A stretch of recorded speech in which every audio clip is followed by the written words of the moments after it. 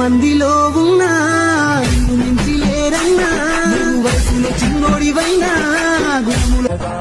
నిస్వార్థమెంత గొప్పదో ఈ పదము రుజువు కట్టదా, సిరాలు లక్ష వంపదా చిరాక్షరాలు రాయదా, నిసీధి ఎంత చిన్నదో నీ కంటి చూపు చెప్పదా, నీలోని వెలుగు పంచగా విశాల నింగి చాలదా,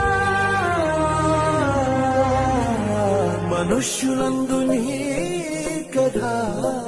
మహర్షిలాగా సాగదా, మనుష్యులందు నీ కథా మహర్షిలాగా సాగదా.